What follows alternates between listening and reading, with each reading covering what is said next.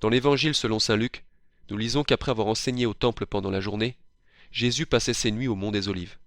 Jésus et les apôtres devaient traverser un ruisseau pour s'y rendre. C'était un endroit plaisant, connu seulement de Jésus et du cercle de ses amis. Il s'agissait donc d'un lieu où le Seigneur se sentait à l'aise et en sécurité, et dont se dégageait une atmosphère d'intimité et de paix.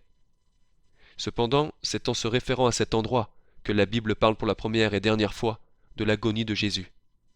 Car c'est là que Jésus sera trahi, c'est là que Jésus prendra part à une bataille cosmique dont l'enjeu est la vie du monde.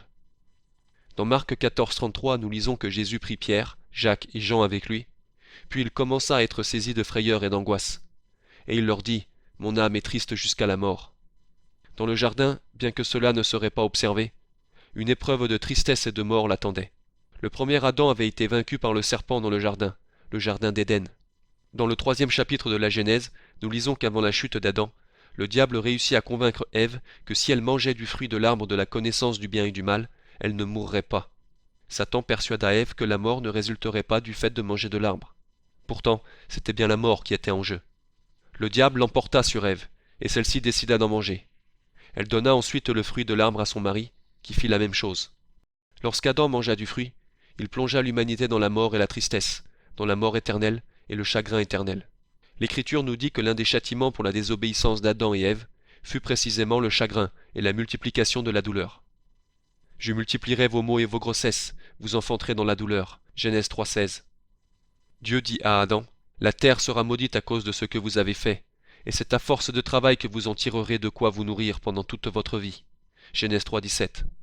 La chute d'Adam au jardin entraîna la douleur et la mort. Elle produisit toutes les douleurs et tous les maux de l'histoire, et bien plus important, la mort de l'âme. Est-ce une surprise alors que le nouvel Adam, Jésus-Christ, vrai homme et vrai Dieu, ait été chargé de restaurer ce qu'Adam avait perdu? Ait été confronté à une épreuve toute particulière dans le jardin? Est-ce une surprise si dans le jardin il endura une souffrance dont nous ne pouvons avoir une idée, et qui fut caractérisée par des sentiments de douleur inimaginables? Sa douleur fut tellement grande que son chagrin le transporta à la limite de la mort. Au sommet de l'agonie, Jésus tomba face contre terre. Et s'étant avancé un peu, il tomba face contre terre, et il priait pour que cette heure, s'il se pouvait, s'éloignât de lui. Et il dit, « Père, tout vous est possible. Éloignez de moi ce calice. Cependant, non ce que je veux, mais ce que vous voulez. » Marc 14, 35-36. Il est donc tout à fait raisonnable d'en conclure que Jésus, qui portait le poids de tous les péchés de l'univers sur ses épaules, fut frappé de toutes les peines et de tous les maux de l'histoire. Tous les péchés, tous les mensonges, tous les meurtres, tous les vols, toutes les trahisons, toutes les fornications, toute l'ivrognerie, toutes les impiétés, tous les cultes idolâtres, toutes les iniquités, donc tout le malheur et la mort que l'humanité a produit, furent chargés sur ses épaules. Comme nous lisons dans l'Épître aux Hébreux 2,14, il fut chargé de détruire celui qui avait l'empire de la mort. Dans 2 Corinthiens 12, 7, 8, nous lisons que Dieu autorisa un ange de Satan à souffleter saint Paul. Et le choc fut tellement grand que saint Paul pria le Seigneur à 3 reprises de le délivrer du démon. Si un seul ange de l'enfer peut produire un tel trouble, quel genre de chagrin et de tristesse Jésus a-t-il enduré en triomphant sur tous les anges de l'enfer et en restaurant le monde entier après le péché d'Adam? Isaïe prophétisa que Jésus serait un homme de douleur et de souffrance. Isaïe 53. L'agonie de Jésus eut lieu au mont des Olives, dans le jardin de Gethsémani. Le terme Gethsémani vient d'un mot signifiant pressoir à olives. Dans un pressoir à olives, on extrait l'huile d'olive en les écrasant lentement entre 2 grosses pierres. Pendant que les olives sont écrasées et pressées, l'huile s'en échappe. De façon similaire, du sang coula de la tête de Jésus alors qu'il était écrasé sous la pression des péchés de l'humanité. Et un ange du ciel lui apparut en le fortifiant. Et étant tombé en agonie, il priait plus longuement. Et sa sueur devint comme des gouttes de sang découlant jusqu'à terre. Et lorsqu'il se leva après sa prière et vint à ses disciples, il les trouva dormants à cause de leur tristesse. Luc 22, 43-45. Le fait de suer du sang est appelé l'hématidrose. Voici la description du médecin Frédéric Zouguibé. Autour des glandes sudoripares, il y a un grand nombre de vaisseaux sanguins entremêlés. Sous la pression d'un grand stress, les vaisseaux sanguins se resserrent. Puis, quand l'anxiété diminue, les vaisseaux sanguins se dilatent jusqu'à se rompre. Le sang passe dans les glandes sudoripares et sort sous la forme de gouttes de sang mélangées à de la sueur. Fin de citation. Dans son livre La Passion de Jésus-Christ, le chirurgien Pierre Barbet écrit à la page 103 « Ce phénomène, d'ailleurs rare, est provoqué par un grand ébranlement moral, suite d'une émotion profonde, d'une grande peur.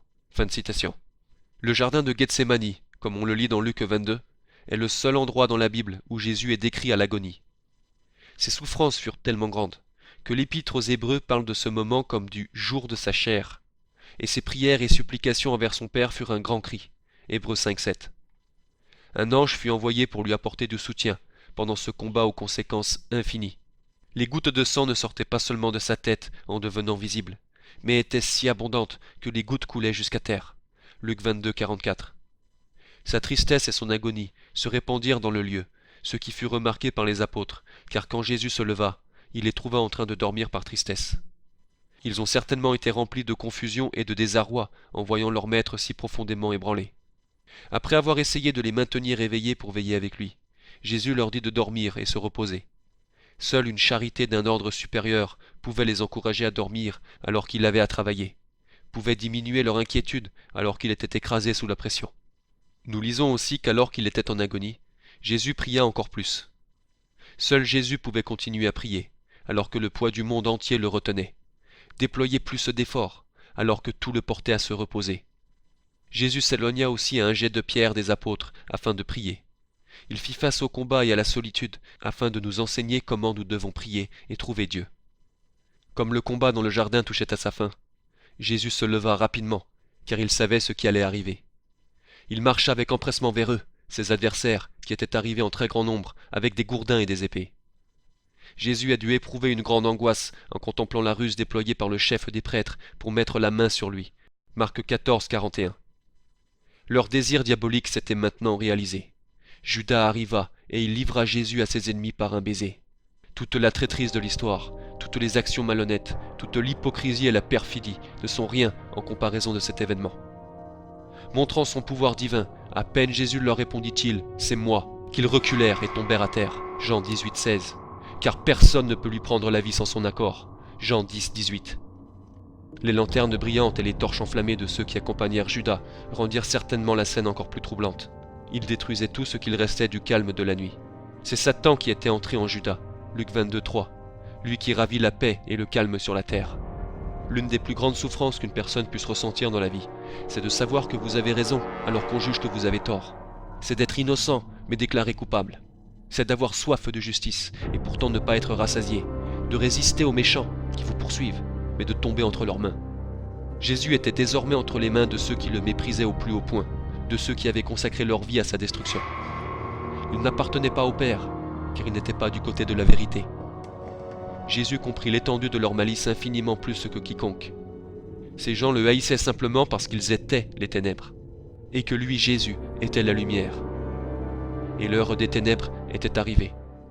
Citation, « Quand j'étais tous les jours avec vous dans le temple, vous n'avez pas mis la main sur moi. Mais voici votre heure et la puissance des ténèbres. » Luc 22, 53. Alors que les multitudes armées s'emparaient de Jésus pour l'emmener, les apôtres fuirent, comme il était prédit, dans Zacharie 13, 7. Le berger sera frappé et les brebis dispersées. Chaque détail fut accompli à la lettre. Quand les apôtres étaient entrés au mont des Olives avec Jésus, ils étaient remplis de joie. Ils venaient même d'entonner une chanson. Mais tout cela était bien loin maintenant. Alors que toutes leurs espérances étaient brisées, il ne restait plus que la confusion et la désolation. Et Jésus était emporté au loin, seul.